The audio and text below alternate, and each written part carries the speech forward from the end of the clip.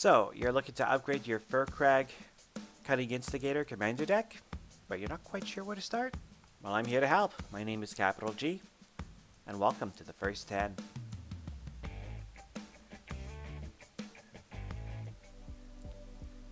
Firkraag Cunning Instigator, face commander of the Draconic Dissent precon from Battle for Baldur's Gate.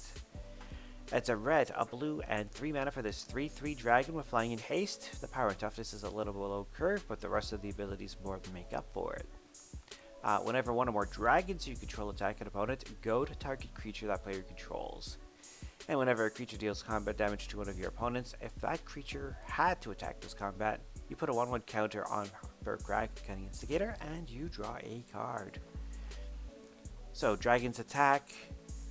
Our opponents can't crack back at us, at least not with their best thing anyways. They have to swing at somebody else with it. And we get to draw a card for it too. So, card advantage, make our commander bigger. Does all the things that we like. So, Is It Combat Matters is the name of the game here. And we're just going to lean into that more. Add a few more dragons and some more goat cards. My first 10 picks to update the deck are actually all dragons, although there's some great goat spells in the Baldur's Gate main set. Be sure to look out for those.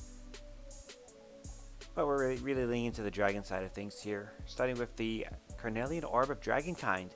Yes, it's a 3 mana rock. It's not necessarily as efficient as we like in our format, but it's got a nice little feature of being able to tap for a red mana, and if we spend that red mana on a dragon creature spell, it gains haste. Not all of our dragons have haste, although some of the ones that I picked for the deck do natively have it. But for the ones that don't, they are going to love having this around. Some of the dragons I want to suggest putting in include the Hunted Dragon. It's a 5 mana 6/6 with flying and haste, and when it comes into play, put 3 2/2 white knight creature tokens for first dragon to play onto target opponent's control. This gives us some goat targets if they don't already have a goat target. And, I mean, we're running dragons. We don't really care about those leaky little 2/2s. Lozan, Dragon's Legacy. Red, blue, and 3 for 4/2 with flying. Could be a commander, but it's a completely different style of deck.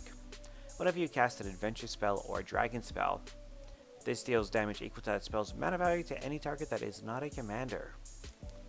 So, all of a sudden turning all of our dragons into spot removal spells. Or we could actually hit Planeswalkers or our opponents with this ability as well, which is pretty sweet. In a similar vein is the Wrathful Red Dragon. Red 3 for a 5/5 flyer. And whenever a dragon you control is dealt damage, it deals that much damage to any target that is not a dragon. Plenty of those running around. A couple of enchantments. So the Dragon Tempest is an obvious choice for the tribe. Red and 1 for this enchantment. Whenever a creature with flying enters the battlefield under your control, it gains haste until end of turn. Most dragons, of course, have flying. Not all, but most. And whenever a dragon enters the battlefield under your control, it deals X damage to target creature or player.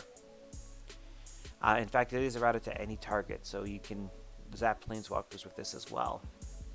X being, of course, the number of dragons we control, so we can shoot down our opponents Planeswalkers, or their creatures with this. Pretty sweet. Feywild Visitor, one of the backgrounds from Battle for Baldur's Gate, blue and 2. And commander creatures you don't have the ability of whenever one or more non-token creatures you control deal combat damage to a player, you create a 1/1 blue fairy dragon creature token with flying.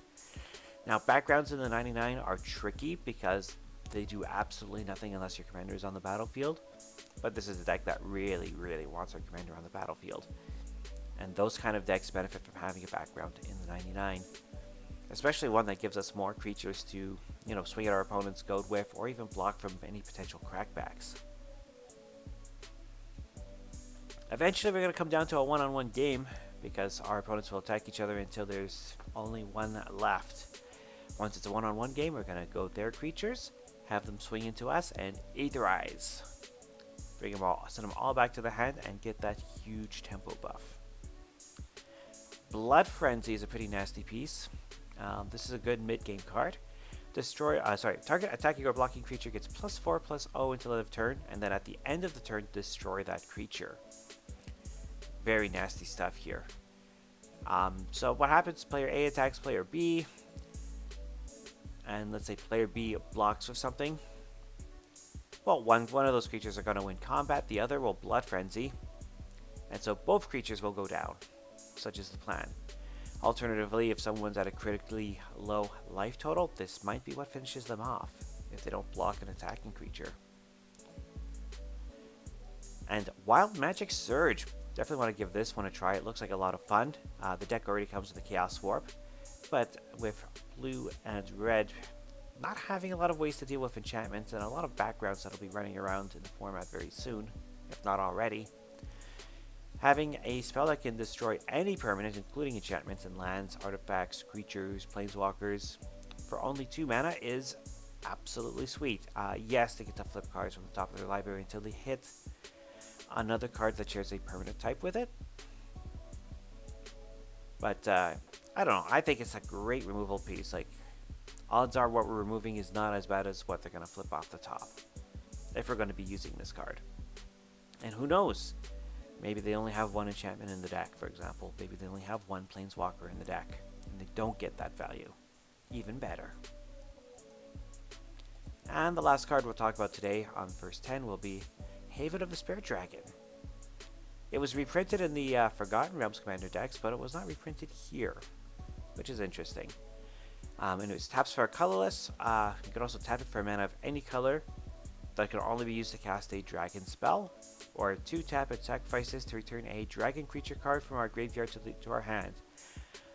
We're not likely playing any of the Ugin Planeswalkers, because we're playing a very colorful deck, so the Ugin Planeswalkers don't synergize very naturally, but everything else about this card does.